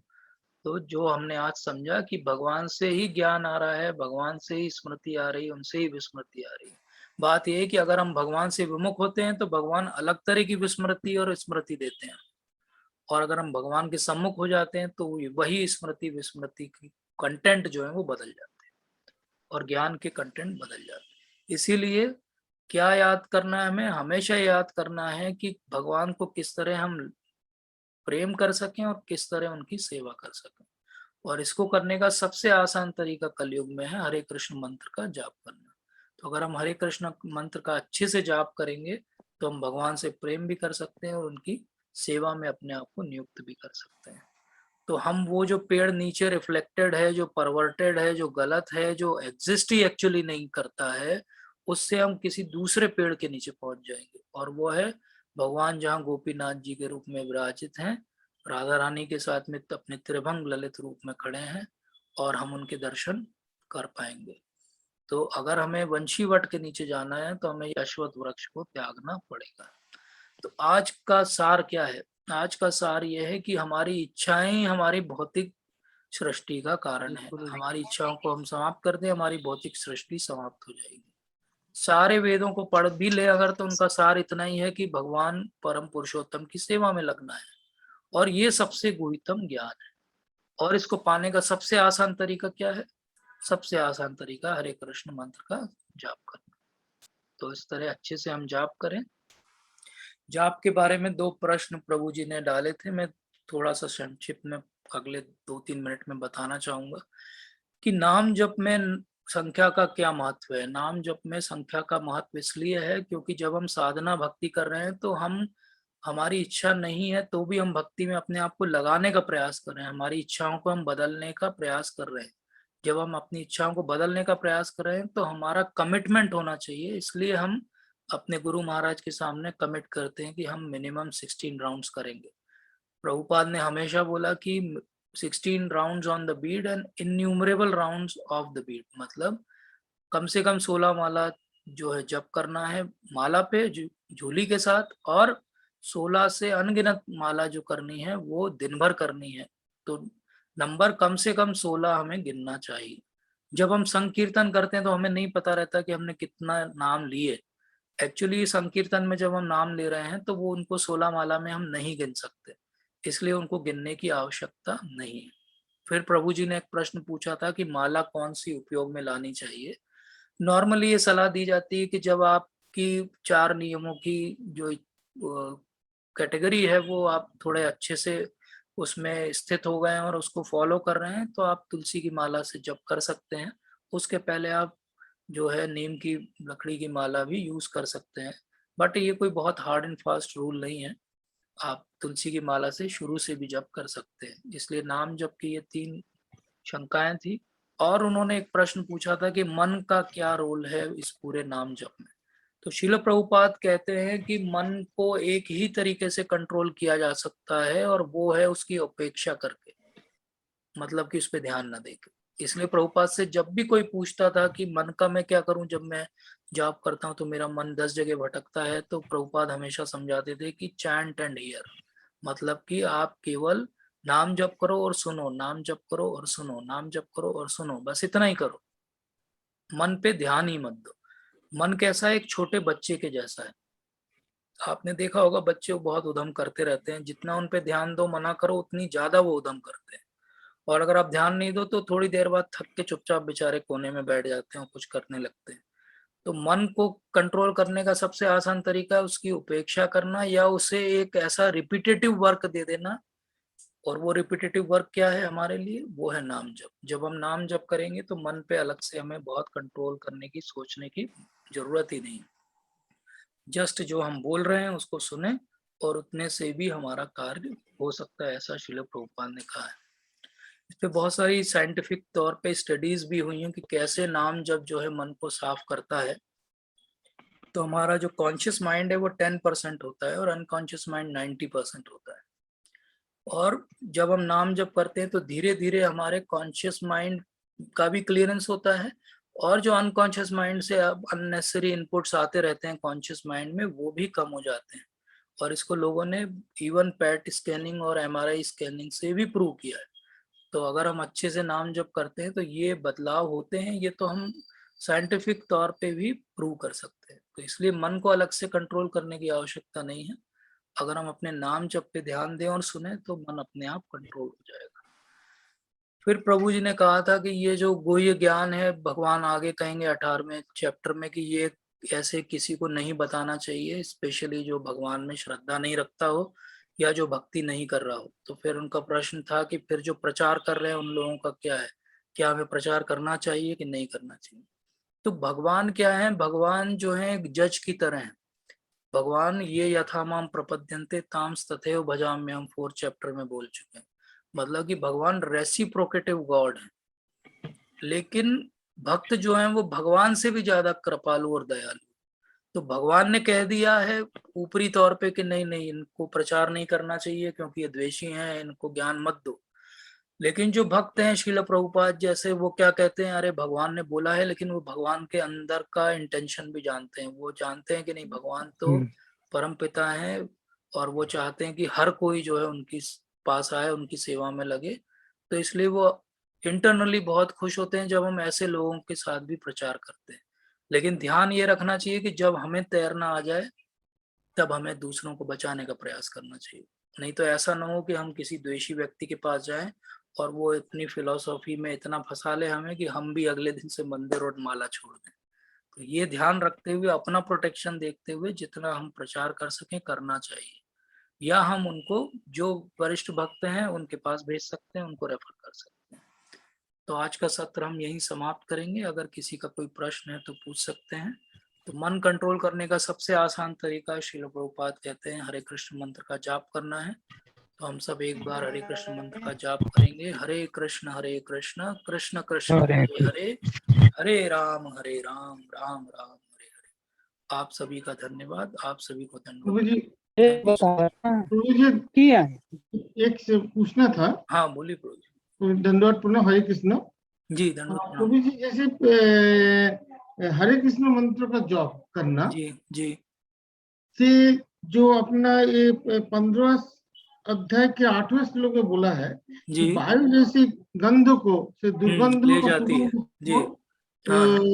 जीवात्मा त्याग करने के बाद, शरीर त्याग कर जीवात्मा में जीवात्मा में चले जाते हैं। तो ये जो हरे कृष्ण मंत्रों का अगर हम रेगुलर पाठ करें तो क्या हमारे जो गंध है वो सुगंधित होगा? वो कैसे हो सकता है?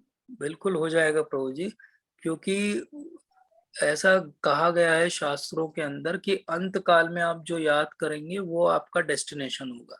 अब एक भौतिक व्यक्ति जिसने कभी हरे कृष्ण मंत्र का जाप नहीं किया है, उसकी प्रोबेबिलिटी भगवान को याद करने की बहुत कम हो जाएगी, क्योंकि मृत्यु के समय पूरा हमारा जीवन रील के तरह हमारे नजर के सामने से घूमता है, और जो मेजर पोर्शन वही दिखेंगे हमें जो हमने ज्यादा किया होगा। जब हम हरे कृष्ण मंत्र का जाप करते हैं तो क्या हो रहा है, हमारी चित्त की शुद्धि हो रही, चेतो दर्पण मार्जनम हो रहा है। जब चित्त की शुद्धि होगी तो हमें अंत समय में भगवान स्वयं अभी कह चुके हैं कि स्मृति विस्मृति सब कहाँ से आती है, उनसे आती है। तो वो वस्तुतः ऐसा कुछ स्थिति बना देंगे कि हम मृत्यु के समय भगवान को याद करें, उनकी स्मृति हमारे अंदर आ जाए, और स्मृति हमारे अंदर आ जाएगी तो हमें दिव्य शरीर मिलेगा जो सुगंधित होगा। तो उसकी चिंता मत करिए, वो डेफिनेटली होगा। बस आप प्रभुपाद पे फेथ रखिए, और प्रभुपाद को ये पता है। प्रभुपाद का एक बहुत फेमस स्टेटमेंट है कि जस्ट होल्ड ऑन माय धोती, मतलब कि आप मेरा पैर भी नहीं पकड़ पा रहे हो, मतलब पूरी तरीके से मुझे पालन नहीं कर पा रहे हो जो मैं कह रहा हूँ, तो मेरी धोती का सिरा ही पकड़ लो। अगर उतना भी आप पकड़ रहे तो मैं आपको इस संसार से बाहर ले जाऊंगा। और प्रभुपाद ने एक लेक्चर में बोला था कि anybody who is chanting sincerely Hare Krishna mahamantra, I guarantee that he will go back to godhead in this very lifetime. तो लोग एकदम स्टंड हो गए कि ये क्या बोल दिया प्रभुपाद ने। प्रभुपाद ने पॉज लिया वहां पे और फिर से बोला yes I guarantee, yes I guarantee. 3 बार उन्होंने कहा कि यस आई गारंटी। तो हमें प्रभुपाद पे विश्वास रखना चाहिए, और डेफिनेटली ऐसा होगा। और ऐसे एग्जाम्पल मैं अपने जीवन में इतने सारे भक्तों के देख चुका, तो मुझे इस पे कोई डाउट नहीं। इसलिए हम केवल सिंसियरली प्रभुपाद के अनुगत्य होकर हरे कृष्ण मंत्र करते रहें, बाकी सब चीजें अपने आप they will be taken care of. जैसे आप किसी फॉरेन कंट्री में जाना चाहते हो तो आप क्या करते हो, आप एक जो टूल्स एंड ट्रैवलर्स वाला होता है उसके साथ आप एक कॉन्ट्रैक्ट कर लेते हो कि ठीक है I will pay you this much, और वो सब कुछ आपका करता है। वो आपका एयरपोर्ट से पिक भी करता है, वो आपको ड्रॉप भी करता है, आपकी फ्लाइट आइटनरी, आपका साइट सीइंग सब कुछ मैनेज करके वापस वो आपको सही जगह छोड़ देता है। इसी प्रकार से हम समझें प्रभुपाद जो है वो गोलोक वृंदावन से आए हैं, और वो हम सबको ले जाना चाहते हैं अपने साथ में।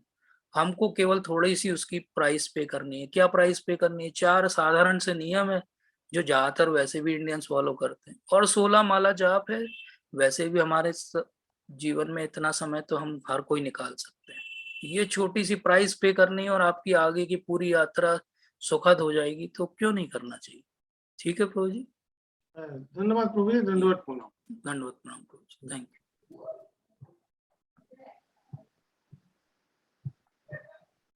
ठीक है, तो हम यहीं विराम देते हैं। आप सभी का बहुत बहुत धन्यवाद। Thank you so much. Thank you Guru ji.